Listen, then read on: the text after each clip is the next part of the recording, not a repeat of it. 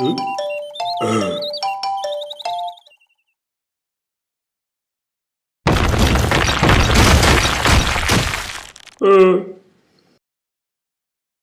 நல்லா இருப்பீங்க.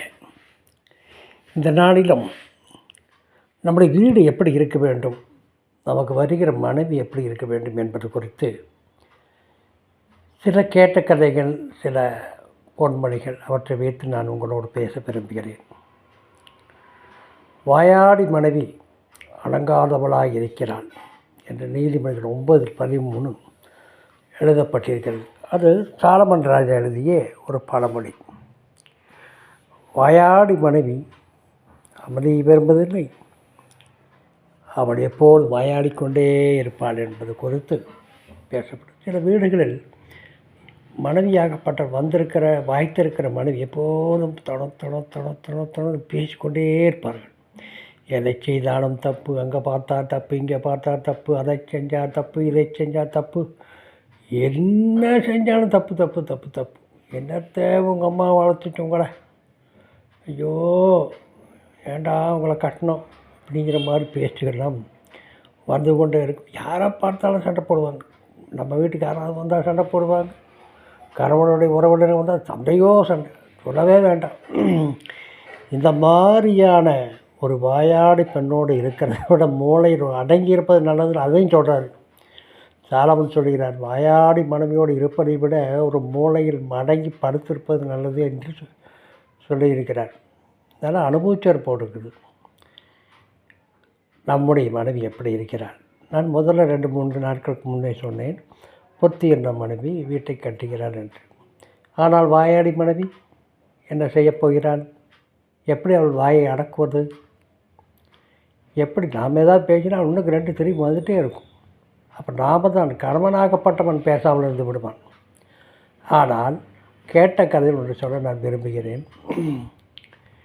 ஒரு வாயாடி பெண் இருந்தாள்.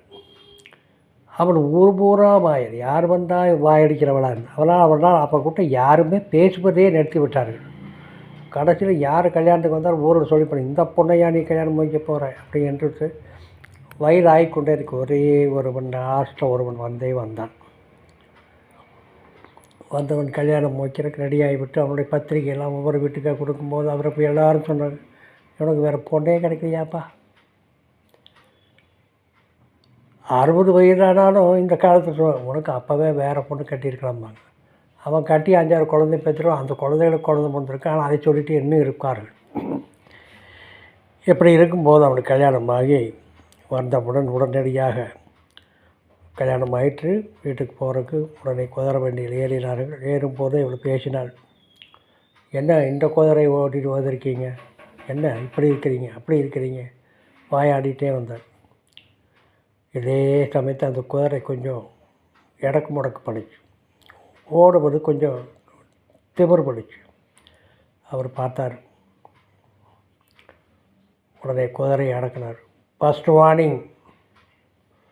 அது ஃபஸ்ட் வார்னிங். அது பழக்கப்பட்டிருக்கும் போது இருக்குது. அது கொஞ்சம் ஸ்பீடாக போச்சு. மறுபடியும் கார் பண்ணிச்சு. என்ன அந்த குதிரை இப்படி கெல்ட்டு குதிரை மாதிரி இருக்குது. இவன் பின்னாலேருந்து பேசிகிட்டே இருக்கு. செகண்ட் வார்னிங் அப்படின்னார்.